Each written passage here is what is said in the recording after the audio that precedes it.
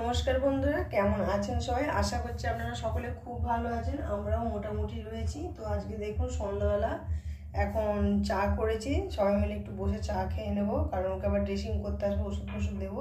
তো আজকে খুব সুন্দর একটা নাস্তার রেসিপি শুরু করছি, আপনারা সঙ্গে থেকে দেখুন, আশা করছি ভালো লাগবে। এই যে দেখুন, মাত্র এক বাটি, পুরো ভর্তিও নয়, এক বাটি একটু চিড়ে দিয়ে দারুণ সুন্দর একটা বাচ্চাদের টিফিনের জন্য আপনারা করতে পারেন, কিন্তু সন্ধ্যাবেলার জন্য একটু নাস্তা তৈরি করব।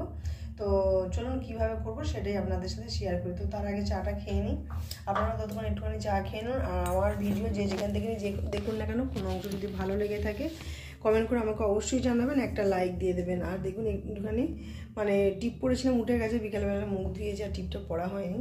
তো কোথায় টিপ আছে জানি না, বৌদি ভাইবো ঘুম থেকে উঠুক দেবে। তো চলুন চাটা খেয়ে নিই, তারপরে আপনাদের কাছে ফিরে আসছি। দেখুন এখানে চা তো রেডি আছে একদম,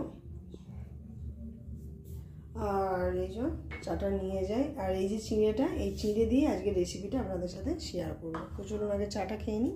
তো দেখুন চা খাওয়া হয়ে গেছে। এরপরে এই যে বাটিতে চিঁড়েটা নিয়েছিলাম, এটা একটি বড় কাঁচের বোলের মধ্যে ঢেলে নিলাম। 3-4 বার খুব ভালোভাবে জল দিয়ে এটাকে ধুয়ে নেব। তো চলুন ধুয়ে নিই আগে, তারপরে ফের আপনাদের কাছে ফিরে আসছি। তো চিঁড়েটা দেখুন হাত দিয়ে এই যে কষ্টে কষ্টে ধুয়ে নিচ্ছি, কতটা ময়লা জল বেরোচ্ছে দেখুন। এইভাবে খুব ভালোভাবে আমি 4 থেকে 5 বার পর্যন্ত জলটা পাল্টে পাল্টে ধুয়ে পরিষ্কার করে নেব। চিঁড়েটা ধোয়া হয়ে গেছে, এবার এটি মিক্সিং জারের মধ্যে আমি নিয়ে নেব। আর এর মধ্যে দিয়ে দেবো 1 চামচের মতন সুজি। আপনারা চাইলে সুজিটা স্কিপ করেও যেতে পারেন, কোনো অসুবিধে নেই, কিন্তু দিলে পরে কী হবে, ভালো লাগবে। তো দেখুন এখানে চিঁড়েটা আমার পেস্ট হয়ে গেছে। আর এইখানে দেখুন কিছু ভেজিটেবল কেটে নিয়েছি। এখানে নিয়েছি ক্যাপসিকাম, একটু গাজর, আর এটা হচ্ছে বিনস। এইগুলো আমি এর মধ্যে দিয়ে মিশিয়ে নেব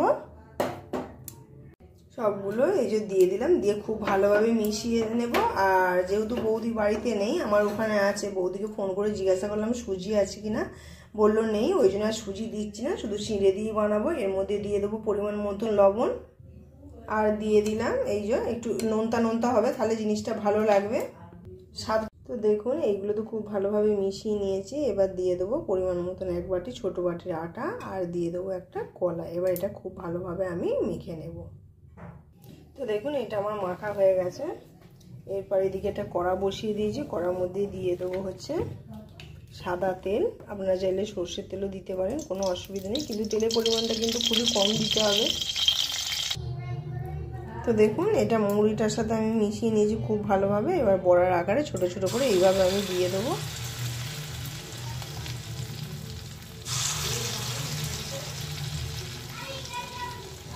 আমার ভাইপো ওখানে পড়াশোনা করছে।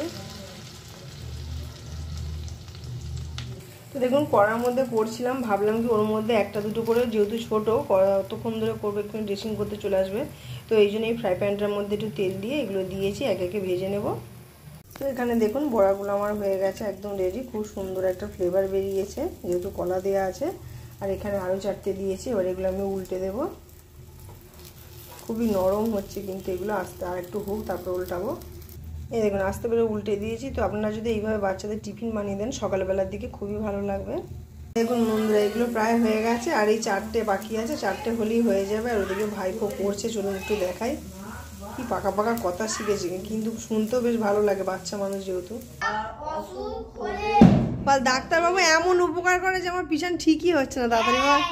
চিকিৎসা করে পিছন ঠিক হচ্ছে না, সুস্থ করে তোলেন ডাক্তারবাবু।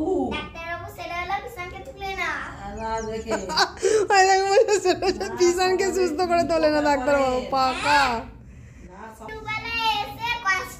রোগ হলে সেবা যত্ন করে আমাদের। ওকে বলছে যে এরকম দোকানে বইয়ের মধ্যে পড়ছে যে ডাক্তার নার্স কি করে, তো বলছে কি যে সুস্থ করে তোলে ডাক্তারবাবুরা রোগ যে, বলছে না সুস্থ করে তোলে না, পিছন এখনো সুস্থ হয়ে উঠছে না, তো তার মানে ডাক্তার পাচ্ছে না, মানে এমন পাকা।